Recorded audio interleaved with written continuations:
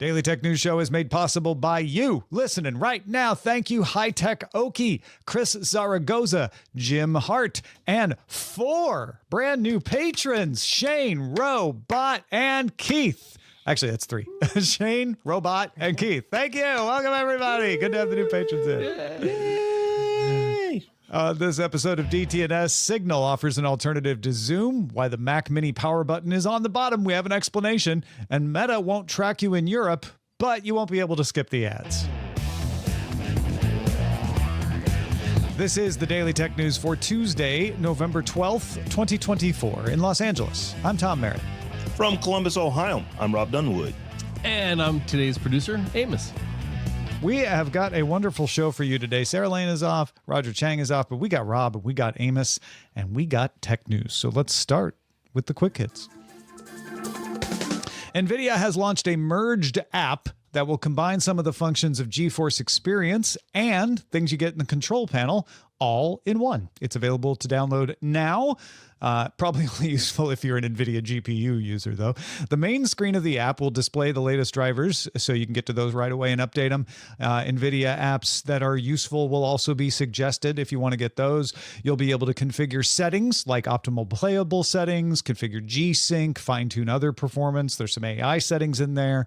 A section at the bottom of the app will show you your recently launched games and programs. So once you're done tweaking your settings, you can launch right into them. And there's a redesigned gameplay overlay when you're playing a game, so you can access recording tools and AI-powered filters a little easier. The AI stuff, of course, only good if you have an RTX GPU.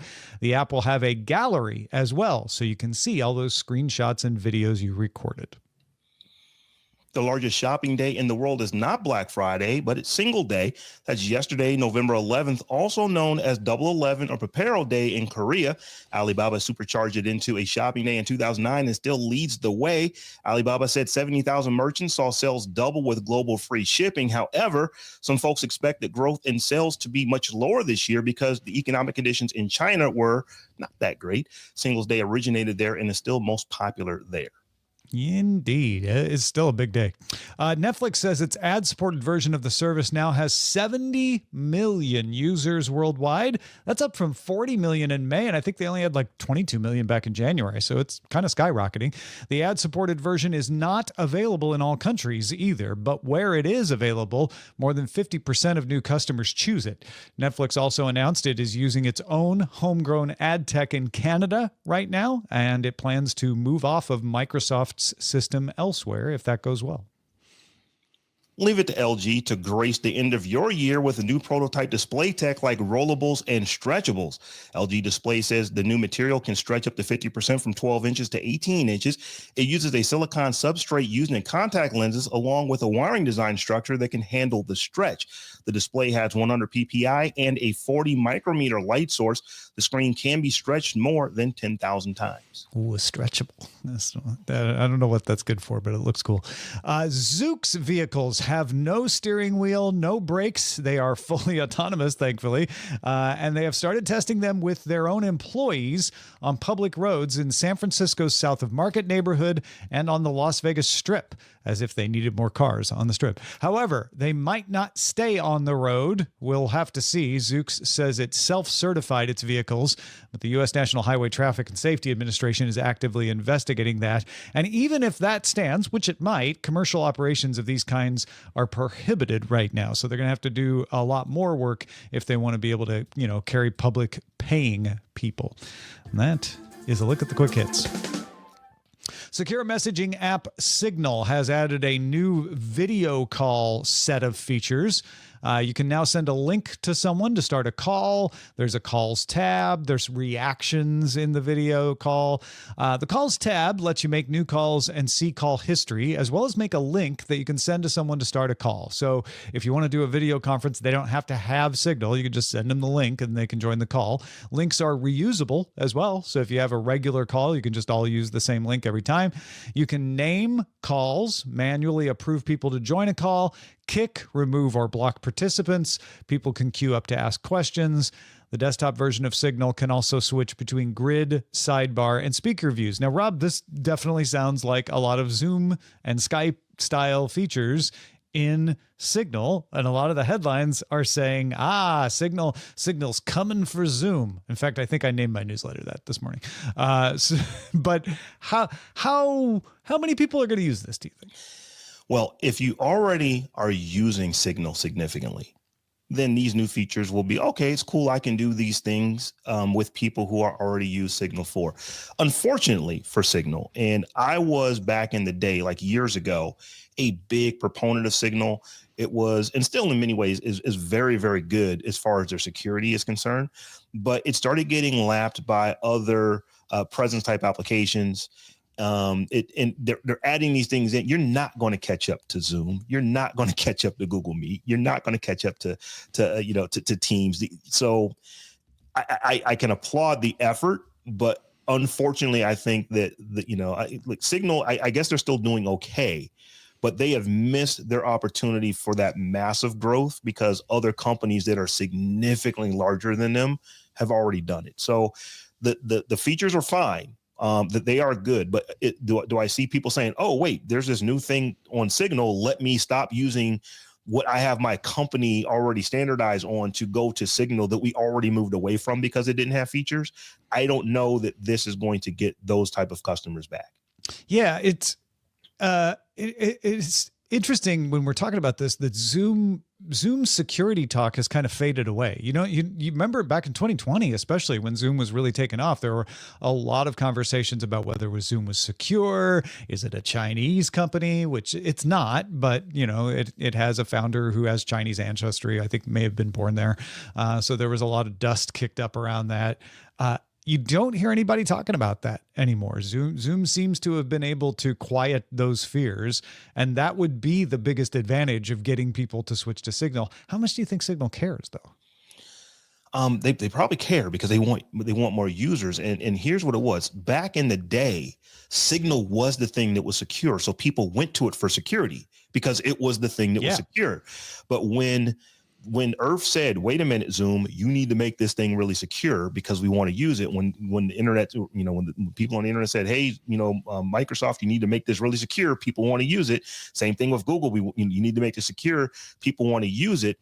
That's when security just became the default. And you didn't really look at Signal as being something special any longer. Well, everybody has security and everyone else has all these other features that Signal doesn't have. So that's to me where Signal, I think they made some missteps 5-6 years ago when they should have been looking at presence and things like this then as compared to now when Zoom is ginormous. Google, Microsoft, they are ginormous companies. Signal is nowhere near that size. So this software has to do something so different than what they're doing that I just don't see that we can do what Google can do. We can do what Microsoft can do is the reason to make me go back and look at this platform. But I applaud them for it, though.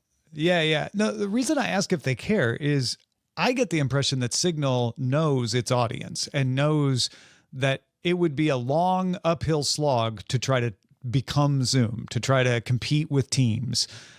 It may be that Signal very reasonably is saying, look, there are security-minded people who want this feature. Yes, we'll never get as big as Zoom, but we will keep them as subscribers. We will keep them happy and we'll attract more people who are security minded if we offer this feature. So, I guess what I'm proposing is it may not be that they want to compete with Zoom so much as they know their audience and want to deliver this feature for them. That could absolutely be the point of these features. And it could also be to where Signal didn't write this article. Someone wrote the article about Signal and said, this is what Signal looks like they're trying to do. Compete with Zoom, exactly. Compete with Microsoft, compete with Google. That may, as you're saying, not even be in their radar. They're just saying, here are features that we have customers are saying they need. So we're going to supply those things to them. So as I said, do I think this is going to get net new customers to compete with those big companies? No, but will it keep people who are already on the platform happy? I think so. And it certainly isn't going to bring enough new customers to compete with Teams or Zoom. Will it bring enough new customers to justify Signal's existence as a boutique super secure option. And I know people who use Signal probably bristle at me using the word boutique, but sadly, not everyone cares as much about bulletproof security as Signal users, but super serving those users is smart, right? It is smart. And like I said, it's smart. There's no reason for them not to do this. Like if their customers are saying this is what we want, it makes sense to give customers what they want. But as I said, I just think that maybe the way the headline was written in the story makes you think that they're going after Zoom, and that's just not going to happen. That's just not going to happen. Not at this point. To be fair, I mean, not everybody was right in that. I think the link we're going to link to is for TechCrunch, which says it's a viable alternative to Zoom, Meet, and Teams, which is a little less incendiary than, they're coming for Zoom. So I'll blame myself for using the coming for Zoom language.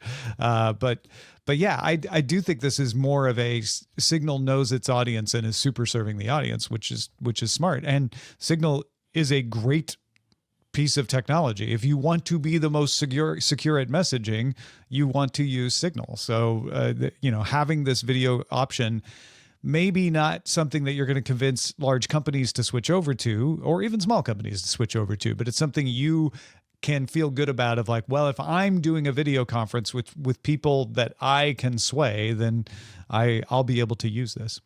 Another story kicking around is the power button on the new Mac Mini being underneath the Mac Mini. Well, Apple has an answer.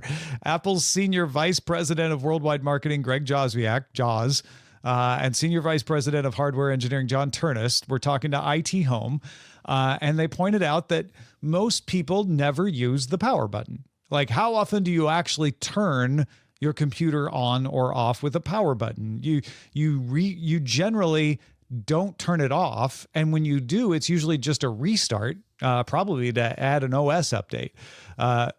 You rarely turn it off, so the power button being in a prime place probably is a waste of real estate. Okay, well, maybe we can agree with that.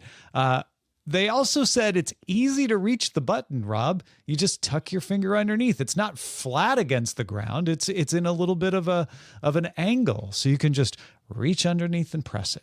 I think what they're saying, Rob, is everyone's been turning it on and off wrong. I hear all those nice examples of why we're not using it right. Here's what I think Apple needs to do. They need to take that Apple Intelligence and build a chat bot where they channel Steve Jobs. And before they make design decisions, like, let's put the power button under the computer, or let's put the mouse port under the mouse where you can't use it while you're charging. Ask Steve Jobs if he's cool with that, and then get the answer back and determine what you want to do. I hear what they're saying. I hear that it is not used, but the problem is that even though it may not be hard to hit the button, unless you have sausage-sized fingers like I do, you have to know that it's there. So I'm just thinking, you have a desktop computer that it is very small, but people are literally going to be picking their computer up to figure out where's that power button on this thing at. They're going to be looking at the back because that's where it used to be. Yeah, doesn't make sense. So you want someone to create a large language model generated Steve Jobs? We ask him about this. Just ask them about design decisions, because Apple's got some misses here, and I think this is one. If you have to come out and explain yourself as to why you decided to do something, multiple people who have C's and O's in their title that work at Apple, then you might have missed. I see a bunch of people in our chat, multiple people, not just one, who are saying, well, it's not energy efficient to not shut down your machine. Who are these people who are just using power? I think most people just let their machine go to sleep, because sleep mode is pretty power efficient these days. It just barely sips any power. Do you feel the same way? No, because whenever I get up, and if I get up from my computer and I know I'm coming back to it, I don't shut it down. But at the end of the day, I shut my machine down every single day. So for me, this would be, okay, I've either got to do it through the system, but like right now I've got my nice Dell XPS right here in front of me. There's a little circle right on the, right next to the keyboard, that when I am done, I just put my finger up there and touch it, and it just goes off. It goes I off. don't have to do anything. It's almost like magic. It's one thing that is a good point, which is if you can't get to the power button and you want to shut down, then you have to go into a menu and find the shutdown and all of that. Although some keyboards can send a power off signal as well. But you can't do that to power it on. I do think Steve Jobs would prefer there wasn't a power button somehow. He would be pushing for them to figure out a way for the computer to turn on and off without having to push a button at all, I think. That may be true, but this wouldn't have been it. It's just like, here's what we do. Let's put the button on the bottom because everybody will think to look there first to turn it off. It's got a little ridge. You just slip anyone who doesn't have large fingers, you just slip your finger. Finally, something was made for people with smaller hands. If I may, as a person that uses Amos. a Mac Mini and has been using Mac Minis specifically for many years and had just recently switched to a Mac Studio, they switched the side of the power button on these models, and I already couldn't find it. And now it's going to be on the bottom, and I put stuff on top of my computer. It just seems really inconvenient for me as a person that already uses this very similar form factor. And I am one of the people that leaves my computer on all the time, mostly because I run folding at home when I'm not on my computer. So it can be helping with some research. Oh, yeah, okay. But I've never been a person to shut my computer off every day because I'm used to being in the government where you had to leave it on overnight for it to push patches. So I just leave my computers on pretty much all the time. I've got 3 on right now at my desk. So here's the other thing that I've actually seen some people complaining about this is that the new Mac Mini is so small that you can literally Velcro it to the back of your monitor. And the fact that, okay, wait a minute, do I have to Velcro it backwards, upside down, so I can reach around and turn it off when I want to? No, it's still got the little it's got the little angle. You just slip your finger in. So you're gonna if you're like me and you have 19,000 monitors on your screen, you got to reach around and then get your finger in between the back of your monitor. I think what and you're the saying bottom of is the Mac Mini needs a remote. That would be the solution to this. Marielle Redclaw on X was responding to a bunch of people, said Apple TV doesn't have a power button at all. Right. It just sleeps after 15 minutes without activity. And there is a power button on the Apple TV remote control that you can use to turn it off and on. So a remote control half the size of the device that you're trying to control. Yeah, exactly. Makes sense if you don't think about it. It does. See, that's everybody's problem, Rob. They're just thinking about this too hard. About it. Stop thinking about it. I'm still convinced now that I said it that Steve Jobs would not want there to be a power button. That you should just be able to like press the space bar and it powers on, and do some key command or something to power it off. But you shouldn't need a power button at all. Is kind of where I think his head would go. Maybe that's half where their head was when they're like, well, nobody uses it anyway. Let's include it, but we don't have to mess up the design by putting it somewhere. Although in the back, nobody sees. But I don't know. If there was no power button, though, there probably still would be a hard reset button because you wouldn't want to have to unplug your. That's Mac what you do Mini. with the Apple TV. You just Apple TV though, but your actual computer that you may have peripherals and stuff plugged into, you don't want to just yank the power cord out on that to get it to turn off. There needs to at least be a reset button. And hopefully if Steve Jobs did it and he said no power button, but there's a reset button, he wouldn't put it on the bottom. He'd put it on the back where people. So what you're saying is it could be worse. We could just use a little SIM key that doesn't come with our phones anymore. Yeah, a little paperclip. Oh, okay. Folks, what do you want to hear us talk about on the show? This came from our subreddit. That is a place where you can let us know great topics to talk about. Submit your stories and vote on them at reddit.com/r/Daily Tech News Show. So, folks, we're going to be talking about just the EU and just some of the rules they have going on over there. We're going to start with an effort to comply with the European Union court ruling and what Facebook is doing. They are basically Facebook and Instagram. They are, the parent company Meta is offering EU users the option of less personalized ads. This change is designed to limit the use of personal data harvested from these platforms for targeted advertising. Under this new option, users will see ads based on the context of their current session. These ads may also target users based on age, gender, and location and are less tailored to individual preferences. Additionally, some ads may be unskippable for a brief period of time. And if you still don't want ads at all, you can still get that. Meta is cutting the price of the subscriptions from to £8 on mobile devices, 5 additional pounds for, I'm saying pounds, I should say euros, euros for each additional mobile device account. So Tom, this one is interesting to me in a couple of ways. It seems like what the European Union is saying is that we basically are just going to set the law that you cannot get this type of information on individuals, regardless of whether they opt into it, regardless of whether they pay not to get it. We don't want you using, super targeted ads in tracking on our citizens. And it kind of feels like that's what they're doing. So like something that Meta used to be able to do, they used to be able to track, you to the nth degree. They can just no longer do that. What they decided when all these laws passed is like, okay, well, we'll make a paid version where you can pay to opt out all of this, but you can opt in if you want to still get things for free, where we're going to still track you, the way that we always have. And the EU is saying, no, we don't even want that. Even, if they're paying, you're not going to track them. If they're not paying, you're not going to track them either.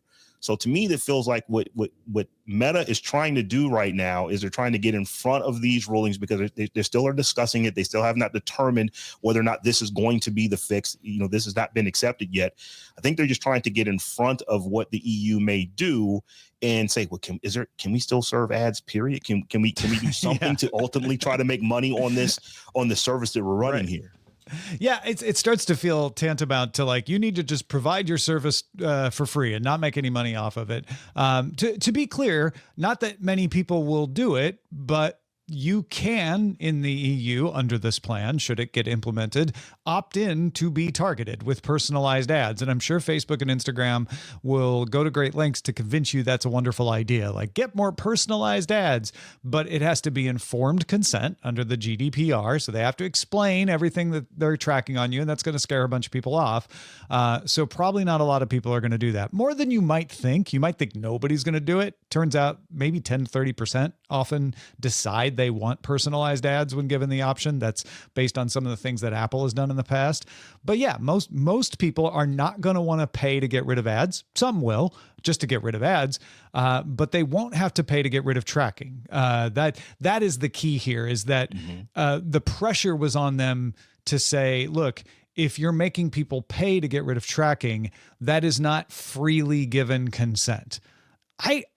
I disagree. I think saying like, look, you can use this service with personalized ads, or you can use it without ads by paying us is a next step from you can pay for the service or not use it. The option was always that you could just not use Facebook and Instagram, and I think that was ignored here. It felt like they were going at this as if they said, well, everybody has to use Facebook and Instagram, and therefore, if that's the case, they should have an option that doesn't track them. For whatever reason, that is what has prevailed, and now Meta is doing, I think, begrudgingly doing this and saying, okay, fine, we'll do contextual ads. We won't make as much money off of it. Is there amount of money that you think Facebook and Instagram should be allowed to make? Like, because I think a lot of people's attitude is you make too much money as it is. Companies generally want to make all the money possible for them to make. So clearly they're not going to be happy about this decision. I'll correct you there, Rob. People in general want to make all the money that there is to make, and companies are made up of people. So so Apple, Meta, Google, they all want to make all the money. And so what a lot of people are saying is, oh, well, they're just going to shut down. And it's like, no, you can't just shut down. You can do that. Maybe like, there's been things where we've seen, we're just going to shut down here. And you guys tell us if you like that. But those are very, very small places with very few people where they do that because they know that it's just not worth the hassle. The European Union is worth the hassle. We're talking 400, 420, 430 million people. That's a lot of folks. That's a lot of folks. It makes sense for them to be there regardless of what these rules are. 449.2 million. How many? 449.2 million. So that's a lot of people. So that is an enormous market that they can't just say, well, we're just not going to be here because they don't like your rules. They're going to have to figure out how to play within the rules. Now, to your point, Tom, I don't know that I like this, because you literally have a company saying, is like, we will give you this free thing if you give us this thing that we want. We want your data. And if you give us data, we will give you these services that you love. And the government is saying, no, give it to them for free, or let them choose to, to get it. But, you can't say that they only can give you data or only pay money to get these services. And that's like, that doesn't seem very capitalistic, but it is one of the things, if you're looking at it, well, we're doing this because we want to protect our citizens, that we believe that these rules that we're putting in place is better for the people who live here. It makes me wonder, will we get to a point to where the EU is saying, is like, no, Meta, you can't even collect this data if people opt into it. We're going to preclude you from doing that. And I don't know how that is. How do you tell people who are free that I want to give you my information? I want you to have this information so that you can make my ad experience better for me. I don't know that is going to happen, but it seems like we're getting closer and closer to that, because what the EU is literally saying is that we want you to give people the option to pay to not have ads at all. We also want you to give people the ability to get, this for free with ads that don't target them directly. And if they want to opt in and get all the ad targeting, they can do that for now. Yeah.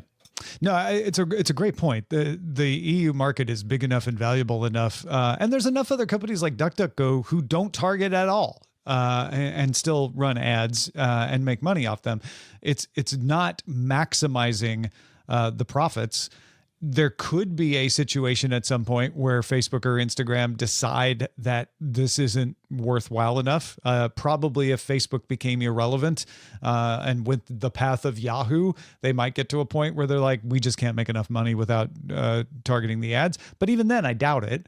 I'm with you that I do think this is interesting. It's interesting to define it this way. The EU has said that if you are Facebook, because this only applies to companies of certain sizes and certain platforms, and Facebook, aka Meta, gatekeeper status, has qualified for that gatekeeper status. You can't not provide your service for free without tracking. You can run ads, but you can't provide it for free without tracking. You have to provide it for free with non-tracking ads, and that is not something that any other region that I know of has done. And yet, I think you're right. I think it's like, well, those are the rules in the EU. You don't want to play in the EU, fine. And Facebook is going to look at it and say, no, this is a big enough market. We'll play in there. I don't think they're going to cut them off from offering personalized ads at all. But that said, I don't think personalized ads are going to be nearly as important in this situation where people can choose not to have them. Yeah, advertisers aren't going to be terribly happy about this either, because they're not. It's just the things that advertisers have been able to do, they simply are not going to be able to do in one of the largest markets on earth. And this is a minor point and probably not a big deal for most people, but your ads aren't going to be as good either. And granted, ads when they're personalized, aren't always that great. So that's why I think it's a minor point, but you won't get that thing that is like, oh, that's exactly what I need very often under this system. But I don't think most people care about that. No. The advertisers care about it.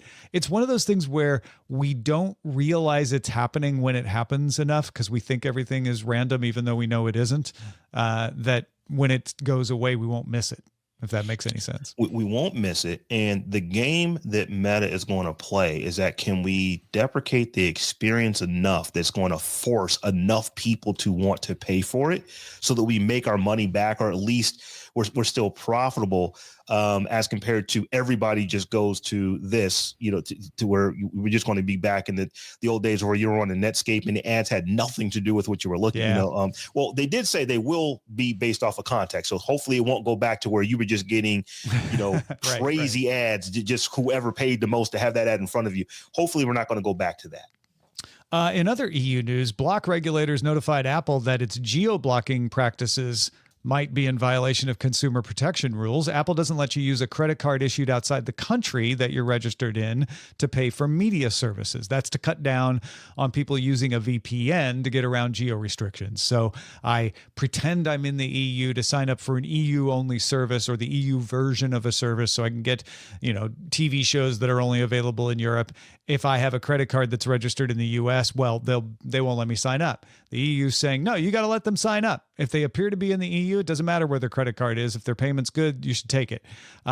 It also stops you from downloading apps not offered in your country. And that is a more interesting. If they rule that you can't block people from accessing apps outside their country, I think that will be even more interesting. We'll see how they rule on this. Apple's already facing a potential fine from the EU for its anti-steering rules, which stop developers from mentioning other ways to pay for their services outside of iOS as well. All right.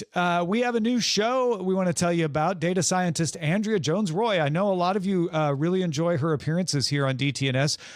They have a new show called Behind the Data.